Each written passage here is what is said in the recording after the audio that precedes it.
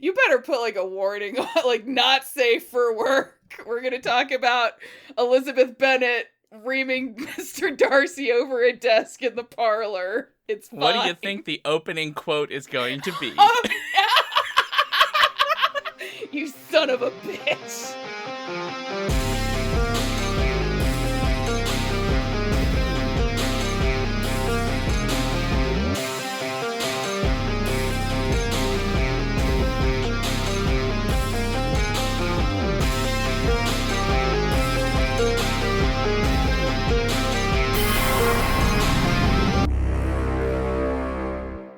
Welcome to the Skiffy and Fanny Show, Torture Cinema. When I touch women, they get pregnant. Oh, God. Well, that was gross. I'm Alex, a very disgusted Alex. And I'm Shaun.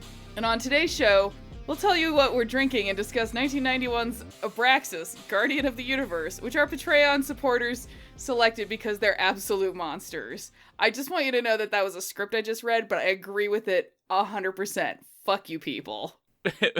And just think, I've been roping some poor Skiffy and Fanty friends into this, including Daniel and Steven. Steven was there for the live Discord chat, and then Daniel got roped into watching it without us. So he didn't even have a support group for this process. He just went and watched it by himself. Oh, I mean, there should be a warning on that thing. Like, and the only place you can find this gem, by the way, is Tubi. Or YouTube. There's a version on YouTube. Okay, see, I didn't know that. I just knew about Tubi, which I actually Googled because I was like, this sounds like a scam. And then I was like, oh, they've actually just fucking reinvented TV. Yep. But it's one where like, the commercials definitely improve the quality of the film.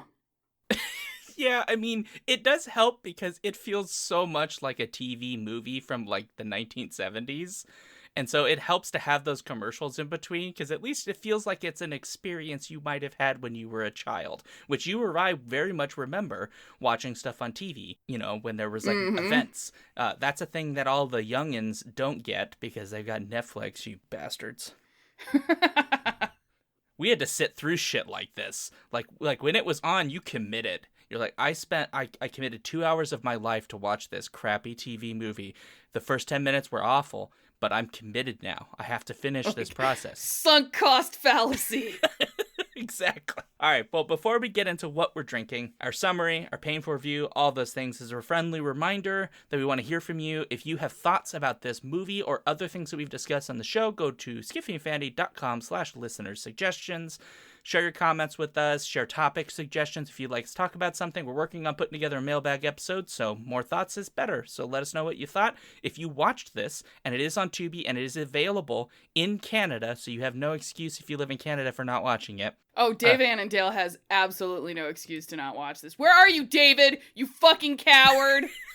What? Yeah, 100% David will have to watch this. So I don't know if this is available in other countries, but 100% available in Canada because it is, in fact, a Canadian production. So thank you, Canada. I just wanted to say, I did not know it was a Canadian production, but the entire fucking time I was watching it, I was like, God, this movie seems really Canadian. Did they film it in Canada? In fact, it released theatrically on March 1st, 1991 in Toronto. So it's so Canadian, it didn't even get a U.S. release date. Oh my God. Yeah. You know, I was thinking about this as there's that great song that's in, that's one of the South Park movies called Blame Canada. And I feel like this should have been one of the lyrics. Oh God, right. Like, you guys gave us Tim Hortons, and you also gave us Abraxas, Guardian of the Universe. Canada gives with one hand and takes with the other.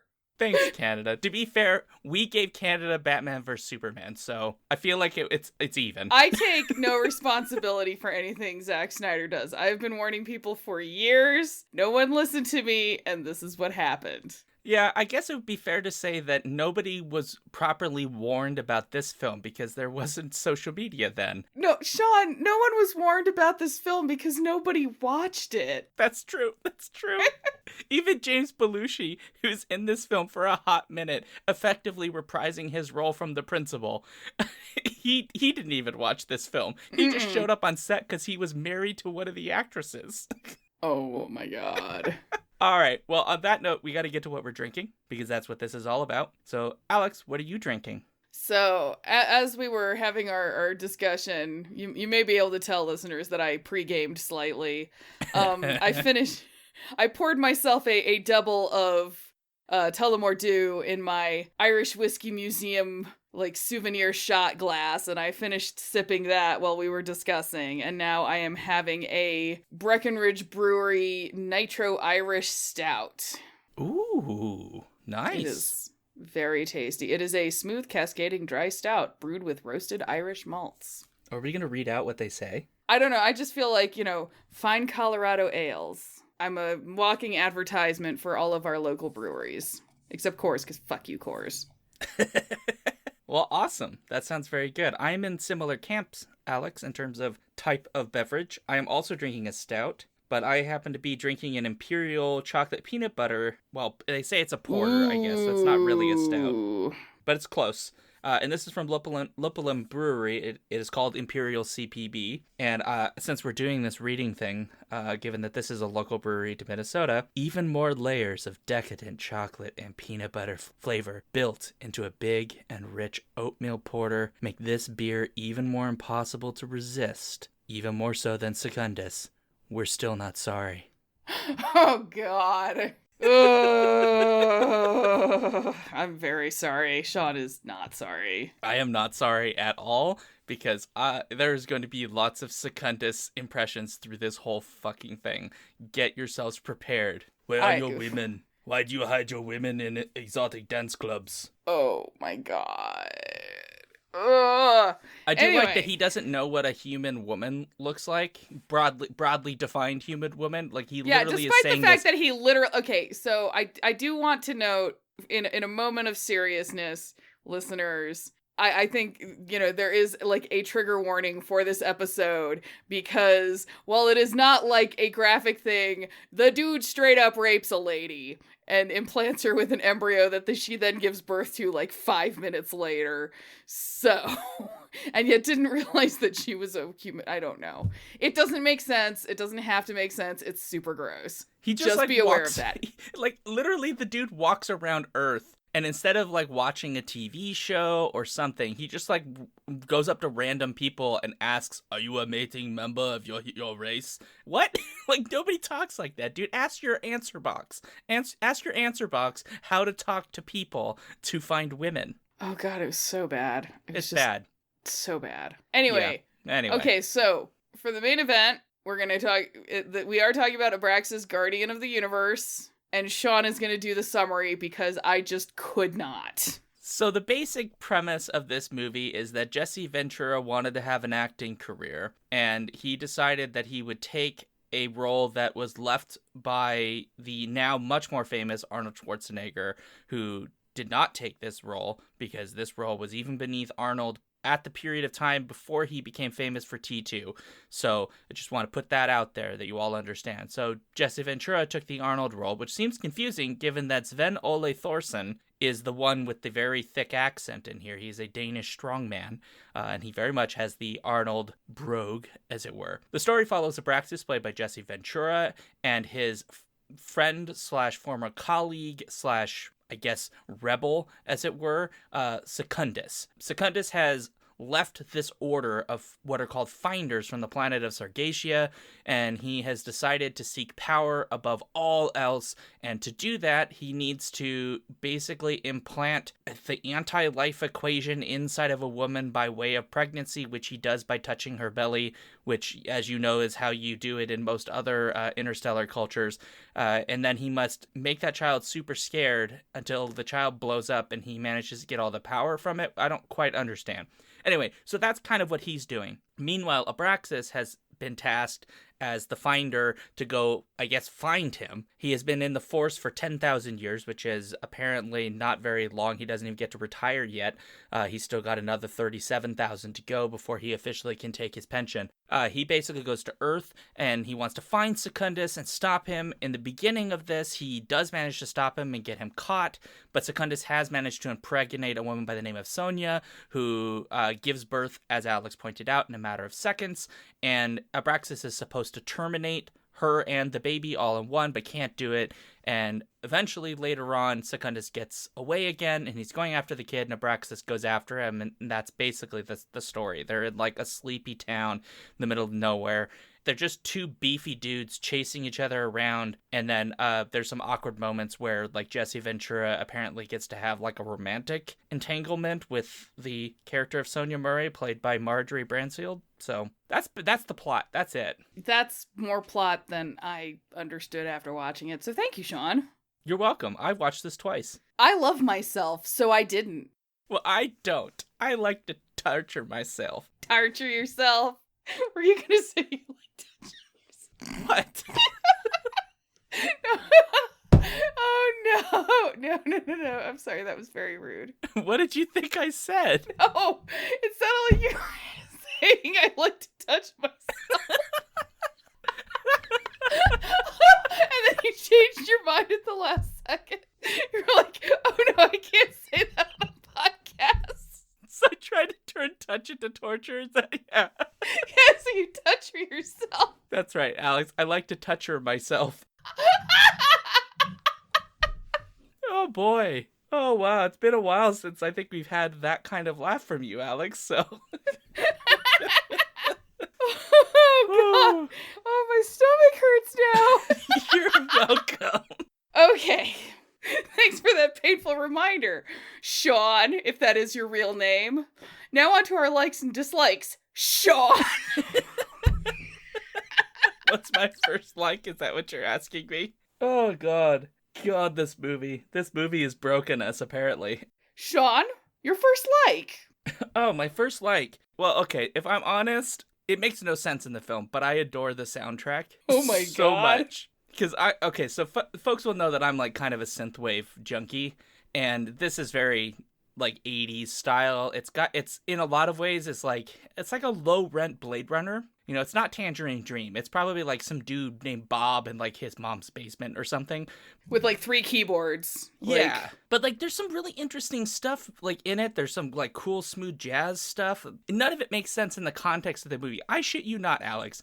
The first time we get one of those like smooth jazzy things is when Abraxas first catches Secundus, and I thought for a moment like, oh, they are definitely gonna fuck right now. Because it's fuck music. See, that is totally where I was at too, which is why I find this thing about the soundtrack surprising. But you're right, like divorced entirely from the concept of the movie, it is like, it's pleasant. You know, Blade Runner and porn movie had a baby, and it's fine.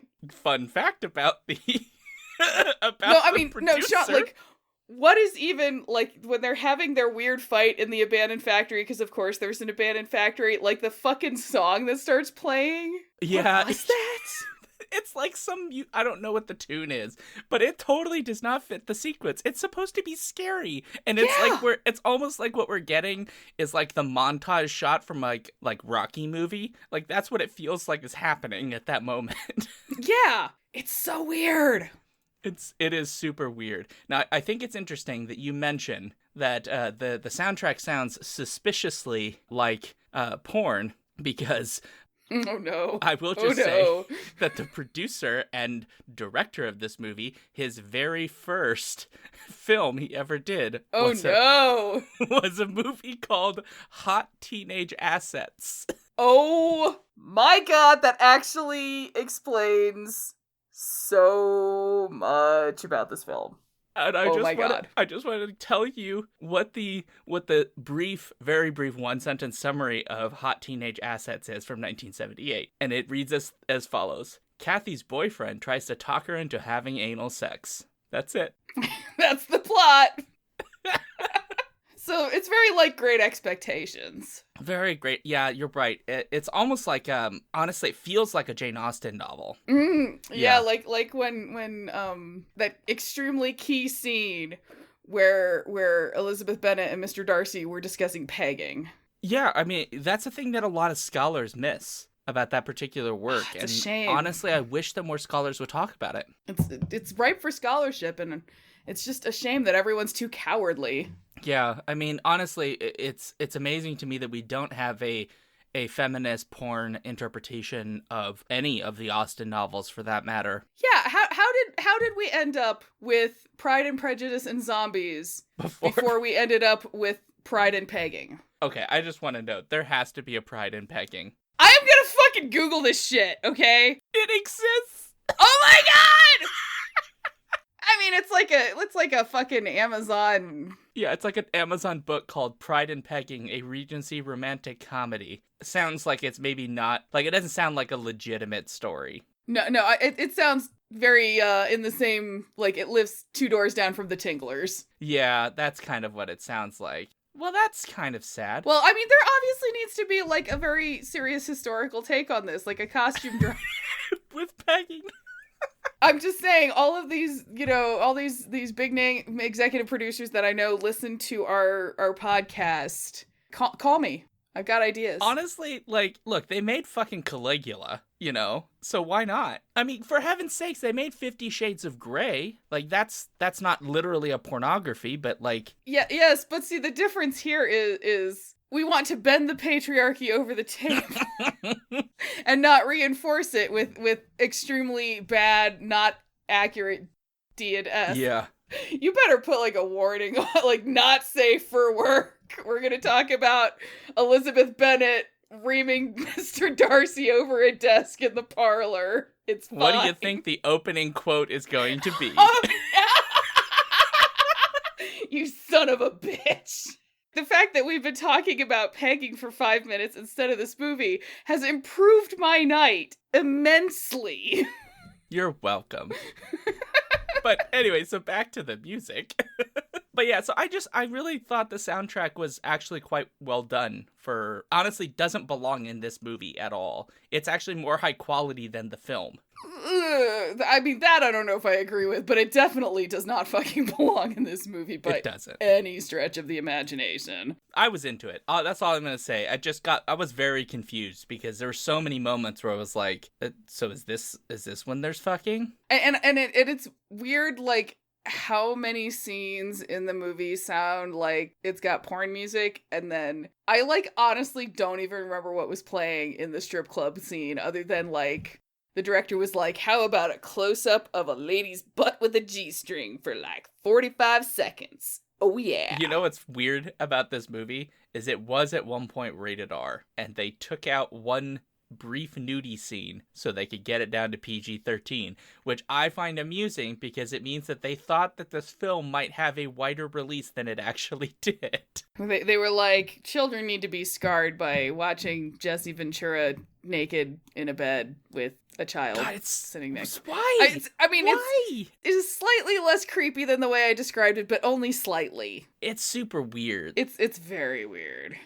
Okay, we got it. All right, I've given music. So Alex, give us what your like is. So my like, and I admit it is a reach because wow. I was actually extremely amused by the one tiny scene where the inept deputy who's swinging his baton around like it's, you know, he's in the fucking color guard is in whatever, like, cafe or whatever, and he gets a shot of wheatgrass juice, and that just kind of, like, took me back to when that was a thing where you could get, like, a fucking shot of wheatgrass juice at Jamba Juice, and everyone thought it was a good idea, despite the fact that it tastes like you're licking the blades of a lawnmower.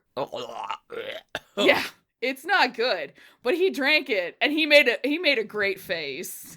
He does make a good face. So you like the presentation of wheatgrass in this movie? Yes, I feel like not enough movies from the 90s are willing to admit that wheatgrass juice was a thing for a while before, like, I don't know, kombucha showed up or some shit.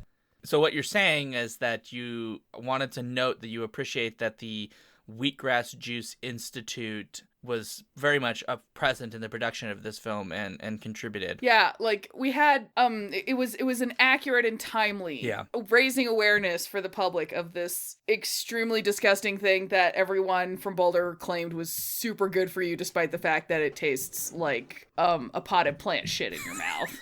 I mean, really what you're saying is it's almost like the Crystal Pepsi of health foods. Yes. Yes, but much more colorful. That is true. Certainly more colorful. On the subject of, is the police officers thing going to be one of your dislikes? I mean, I have an extremely broad dislike, and since we're only going to have one, you don't need to worry about me getting into, like, detail. Okay, so were you also confused about the police, like, so there are two police officers. The one who's, like, very, like, small town, like, chill out guy. The one who had a loose perm, who looked a bit, like a Brooke Shields perm. Yeah. And then the other guy. I was super confused because it seemed to me that they were doing two very contradictory things. One was they wanted him to seem kind of hippie-ish because he like has a moment when he talks about like, oh, there's processed stuff in all the foods and blah blah blah blah. Yeah. And then they also have him like being like gung ho about like, we got to make sure to like push the law really hard. And like,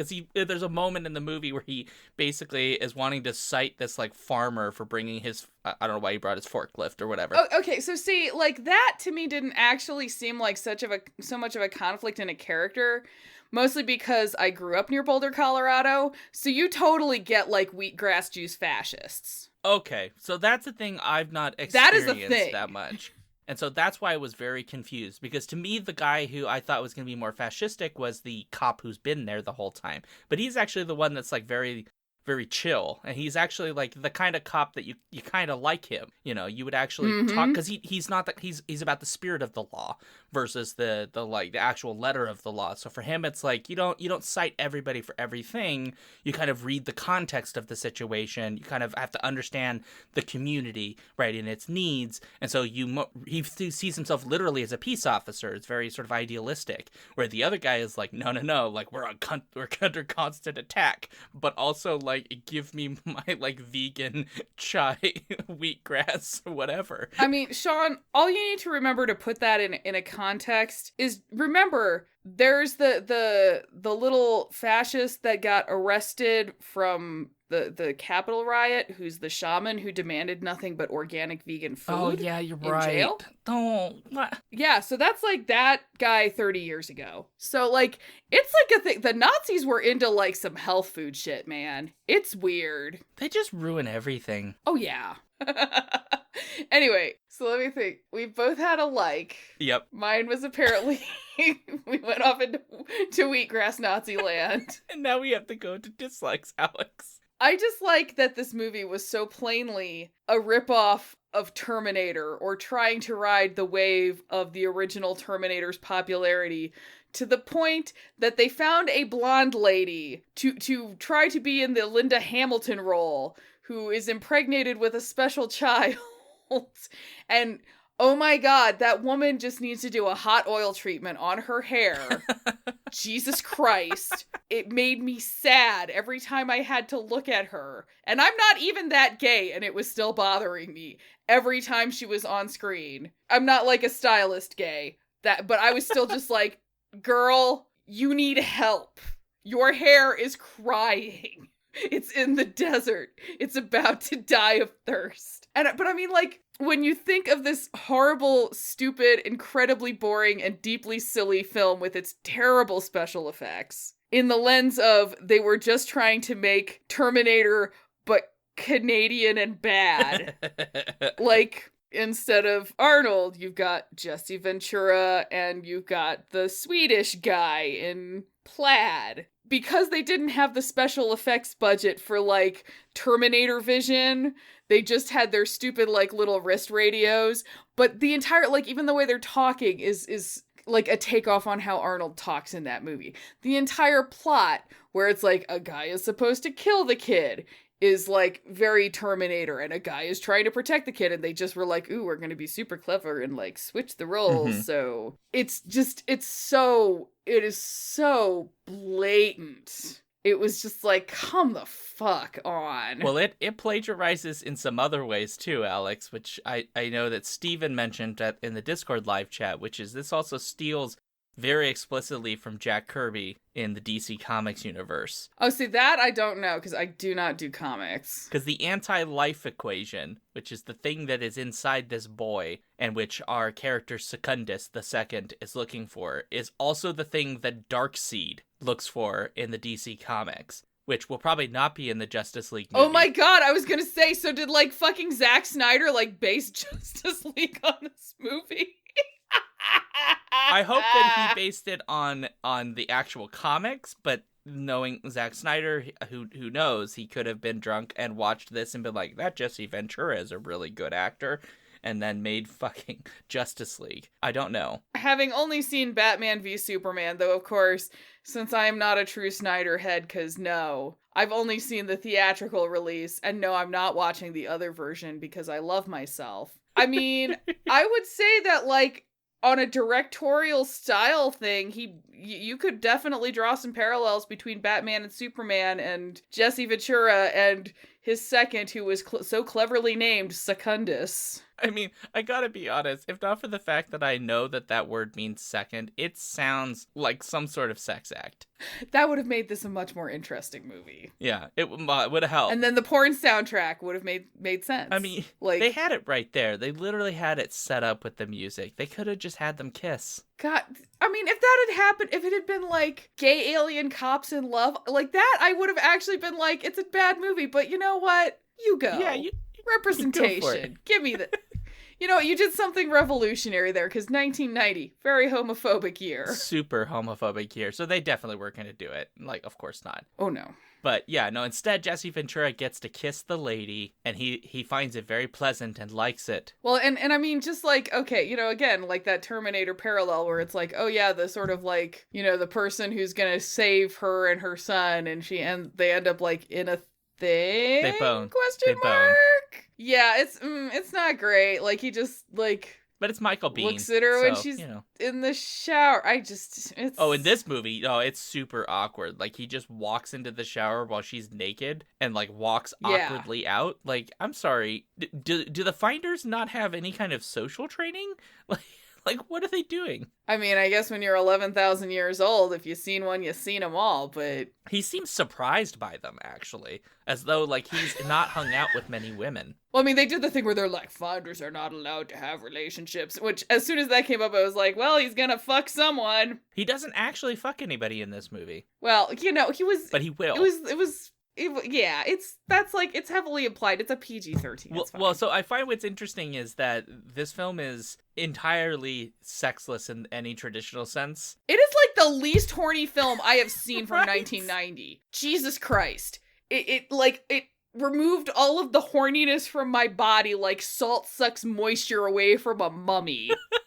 Yeah, I mean, it is an incredibly unsexy film, despite the fact that we're supposed to, I think, find Jesse Ventura sexy. Oh no. Which is... I hope not. No. I mean, no offense, Jesse Ventura, but, like, well, I'm also not really into Arnold Schwarzenegger, at least, like, from a body perspective.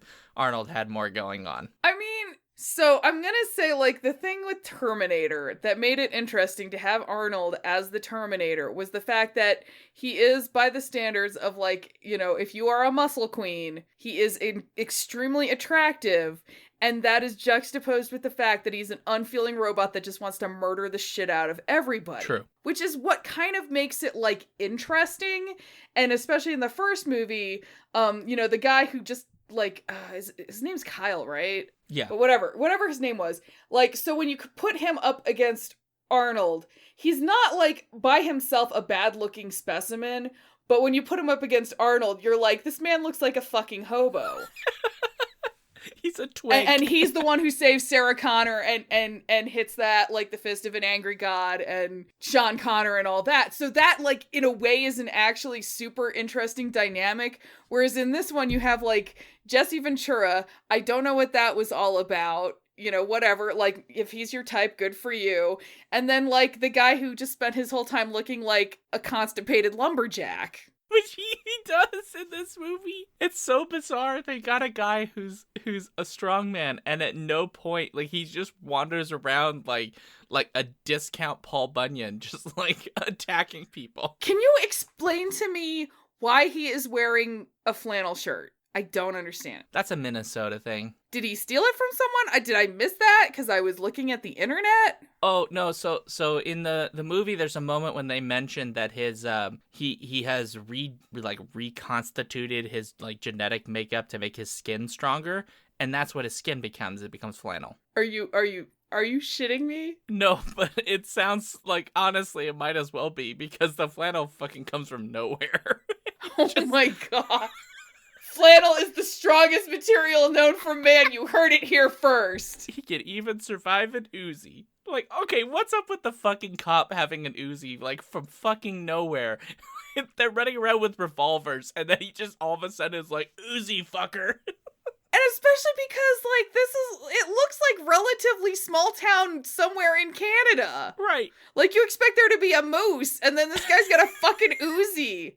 Like, that's just gonna piss the moose off. Does an Uzi not help with a moose problem? I think it would just make the moose really mad at you. You're probably right. The bullets are, like, probably are too small, and they don't go too fast enough. You probably just, like, bounces off its hide. Right? I mean, maybe so if he genetically reconstituted himself to have stronger skin, he should have just been a moose. He should have been a moose. It's just a guy running around going, well, you're women. And he's just a giant moose, and people are fucking confused. Look, I feel like a moose would have been much more threatening and terrifying than him. He was just puzzling. That would be scary. If you're just, like, you come out of the bar one day, minding your business, and there's a fucking moose there, I would shit my pants. Well, you should, because a moose could kill you. Yeah, moose can fucking dismantle you, man. Like, moose way scarier than that. So, we're gonna recast this movie with a moose as Secundus. That's the first time it's Sven, right? And he captures him, and it's kind of easy, and then he's like, oh, he escaped again, and this time he's changed himself into a moose. Yes, but the moose is incongruously still wearing a little black and red flannel shirt. Yes, that's right, he's wearing flannel. So then he is a super moose. A fucking super moose that cannot be killed. He's just walking into town being like, give me your women, I will make you pregnant. Oh my god.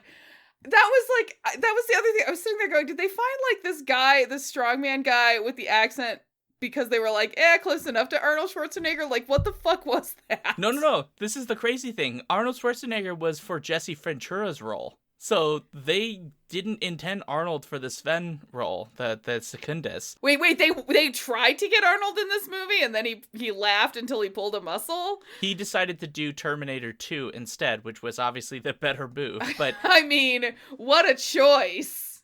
Right? He was not going to be the Sven character of Secundus, he was going to be the other guy. So that you could have had two men with accents incomprehensible without subtitles. Yeah, I mean, that would have been better, because I think there is an amusing moment in this movie. The lines were so bad. They're bad lines. No, the dialogue in this is pretty terrible. So there's this moment when he finds him again, right? The second time he's escaped and he's reconstituted his skin into flannel, and he's fighting him in the woods, which also worst choreography pretty much ever, even for a dude who literally was a professional fucking wrestler for like 20 years. Terrible choreography. So they're fighting, right? And then Secundus steals the dude's car, and then he's mean about it, right? He's like, I will kill you and make your women pregnant. And then he steals his car and drives off. And then when Abraxas shows up, he's like, would you please give me give me a ride, basically. But he's nice about it. And I think like what they had wanted this to be was it would both be guys going, would you please give me a ride? But like one would be the evil one and one would be the nice one. And so it'd be like they're basically the same person, but one of them's nice and one of them is an evil, power-hungry monster. But you can't tell the difference when they talk. And then they got Jesse Ventura, and that all went out the window. Interesting. I don't know. That... The writing is not good. It's not good. Honestly, this movie would have been better if they had just been more campy with it. Oh God, yes. I mean, I am kind of wondering like what drugs Jesse Ventura was on that he managed. Like, I mean, most of the lines were absolutely lifeless, but he still managed to deliver them with a straight face. So good for him. Well, he was trained in the fires of professional wrestling, so it's true. I mean, I'm just imagining him looking at his pages and being like, really? Okay, you're paying me. I feel like he wasn't that discerning. I mean, again, he was a professional wrestler. He was a heel in WWF, and he was Jesse the Body Ventura. I feel like the dialogue he saw in this, he was like, no, that sounds very intellectual. Oh no, that's so sad. Again, I don't know this for sure. I'm pretty sure Jesse Ventura has intentionally forgotten this movie, like almost everyone else. So I think we've fully expanded upon my just absolute disgust for this movie.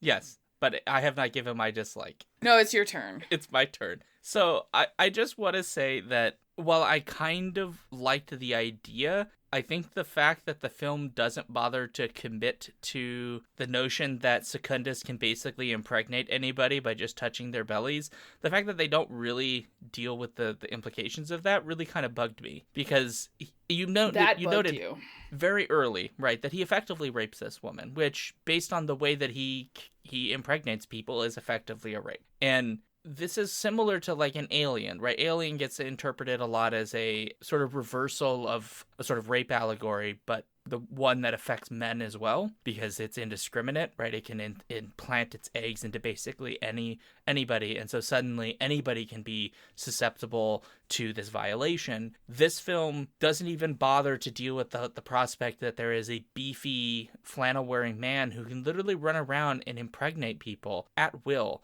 with almost no real effort. And that isn't discussed in any way. In fact, the main character, her most difficult problem with becoming pregnant with an alien baby that is born within like 2 minutes is that all of the men in her life basically treat her like shit because they think she's a dirty whore, basically. I mean, honestly, other than the wheatgrass juice, that was the thing I found that was really felt the most true to the 90s. I mean, it is super true to the 90s. And I think this film is not treating that as though that's good. I think it's intentionally taking her perspective, which is like, these people are actually wrong. And there is a moment with the principal, right, where he's kind of like telling her, like, well, we only want normal kids here.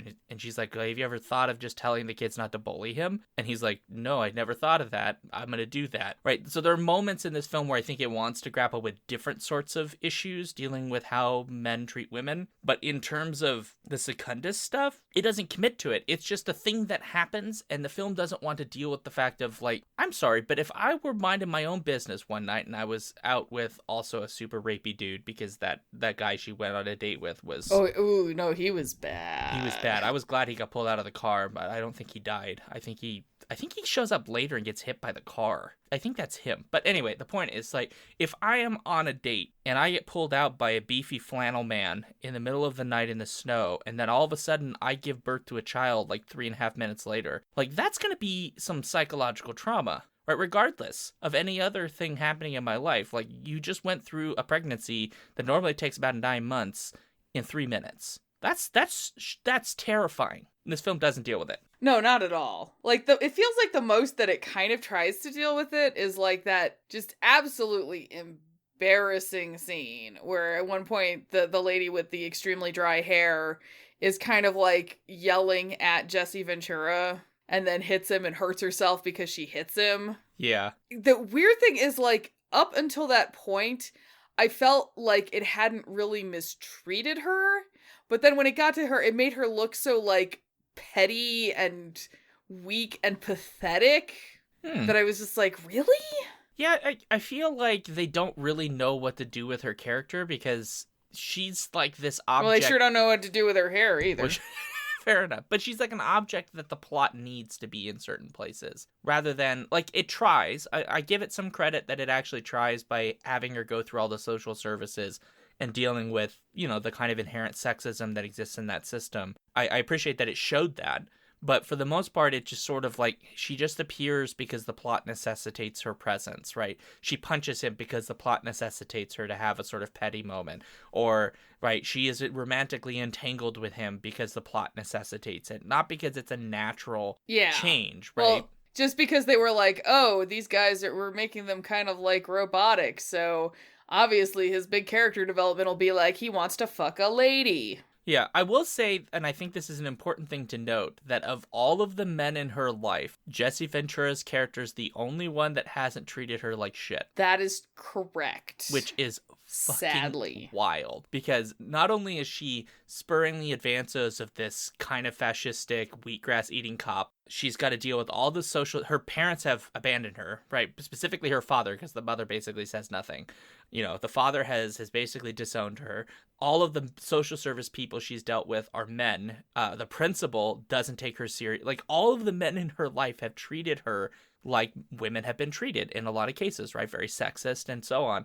Except Jesse Ventura, who just shows up and is just emotionless, but doesn't really lie to her. He doesn't treat her poorly in any way. He basically just shows up and says, I'm here to help. And that's kind of it, which is not necessarily the basis of a relationship, although it helps if somebody treats you nice. That's certainly nice. But in a way, the film almost makes sense why of all of the men in her life, she would pick Jesse Ventura. It's just that it doesn't want to develop that. It basically just reconstitutes the nuclear family at the end, right? This is where that sexless thing comes in, because there's basically no sex in this movie. And in fact, they have to become a family at the end before they can proceed past the awkward kiss they have in the kitchen. Yeah. And we assume that they are going to be a couple and a family and all of that stuff, because they drive off into the virtual sunset. I feel like the film really needed more time to actually develop that relationship, which I realize is a terrible prospect because this movie could have been 30 minutes longer. No, it could not. No, I refuse. It was already almost as long as the Snyder Cut. I mean, it is a pretty long-winded film, and it has many an issue, to say the least. It's not great. Yeah, I mean, there are aspects of it that I enjoy. Like, I appreciate that it's clear they did not have a budget. And so they did the best that they could to convey this science fiction concept with, some pretty limited set design. I'm gonna push back on that. Oh, do it. Because they had a science fiction concept. You can do that on a low budget where you can explain things, but there was so many scenes in this movie where it was just Jesse Ventura or the flannel guy or those random ass dudes that were lit from below in the fucking control room who had like vocal distortion, just saying a bunch of random fucking sci-fi shit that didn't make any sense. They're finders, don't you know? That was like not a low budget issue. That was a fucking terrible script issue. Well, the script is bad. The script is just bad in general. It's just so bad. And I mean, if it had been an otherwise competently put together film, I would have been happy to let the laughable special effects slide. But no. Fair enough. I mean, the shit they made some of those men say, I was just like, well, I mean, bless. Well, look, I think we're about there. I'll pause from typing my Elizabeth pegging Darcy fanfiction. All right, Alex, I think it is time for final thoughts and grades, and so I will let you go first. What are your final thoughts and your grade for this film? I mean, my final thoughts are mostly just like, it's a bad movie and it should feel bad. It was like Canadian Terminator knockoff, but with no moose in it. I would have liked it more if there was a moose. An absolutely fucking incongruous soundtrack. Yeah. That just belonged in an entirely different movie. There is nothing in this movie that was actually right. Plus, knockoff Canadian Linda Hamilton's hair is just embarrassingly, like, girl, hot oil. Love your hair. You gotta do better. She's bald now. Oh, she probably is. They blow dried her until it all fell out. Yeah. So, on a grade, I mean, I'd say it's a D-. Okay. Sorry, Jesse Ventura. He's disavowed the existence of this film. He went on to become governor of Minnesota. He's fine. I mean, is that why, like, the only place we could find it was on Tubi, because he's had, like, all the other masters burned? I think, honestly, it's on Tubi because Tubi must have good connections in Canada. I think that's the only reason. That would make sense. It also probably is one of those things where, like, nobody cares about the rights for this, so if Tubi's willing to pay, like, 13 cents, they'll take it. So, like, oh, wow, somebody actually wanted to watch this? Okay, cool. Yeah, but okay, so my final thoughts about this film. If I'm honest, I didn't hate it. It's not good, right? I mean, it is super low budget. The fight scenes are some of the most laughable hot bullshit I've ever seen. There's literally a fight scene that is just them awkwardly punching each other in slow motion. It's pretty bad. That said, I think that you could, if you were doing shots and we're just watching this for the lulls of just how utterly absurd it is, it could be a little bit of fun, which is something I can't say for other films that we have covered for Torture Cinema, in which I would say even with alcohol, it's not fun. That is very true. Yeah, like you could almost be like, drink a shot every time Secundus says something absolutely bananas in his accent. I'm just saying. Which would be, you'd be drunk before the halfway mark because he says some banana stuff throughout this. Yeah. Overall, like, it is super poorly put together. It is, at best, a terrible ripoff of anything from the Terminator franchise. And for that reason, I don't hate it, but I will have to give it a D. That seems fair. Look, we've watched some stuff for this where it's like, I don't ever want this to come on again. This, if it were on TV, I still would turn the channel off, but I would pause for a hot second to ponder what I am witnessing. Which is not something I can say for some other films that we have watched. I mean, that seems fair. That's it. So thanks so much, everybody, for joining us today for Torture Cinema. If you'd like to let us know what you thought about, this episode or anything else, again, skiffingfanty.com/listener suggestions. You can follow us at skiffingfanty on Twitter and Instagram. Subscribe to our newsletter at skiffingfanty.com/newsletter. Finally, you can find us on patreon.com/skiffingfanty if you want to support what we do and join us for live watches or even to vote for the film, you bastards. Or, the other way to support us is leave us a 5-star review on the iTunes. It helps a lot. Yeah, so you can find me at Shaun Duke on Twitter, ShaunDuke.net, or patreon.com/thejoyfactory. All right, and you can find me at Katsu Donbury on Twitter. KatsuDon.net is my personal website, or patreon.com/Katsu Donbury if you are interested in me watching, doing TV recaps or occasionally watching terrible movies or also watching not terrible movies. So, fun stuff. That's great. Awesome. So I will leave everybody with what I think is the motto for this show, which is a very important statement from a friend of ours. You may know them, Alex, as Sven. He's a very fine fellow, and so I will channel Sven for everybody for this exit. Oh no. You all are pregnant now. Oh god. And on that note, awkward ending and scene. You're welcome, citizens. You're welcome.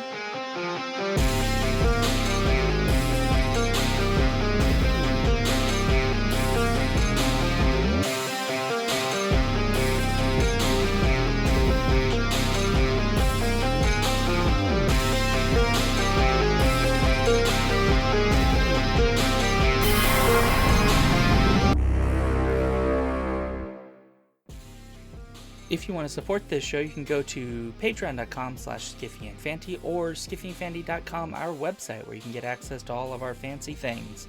Our music comes from Holy Mole. You can support him and his work at patreon.com/holymole. Thank you for listening.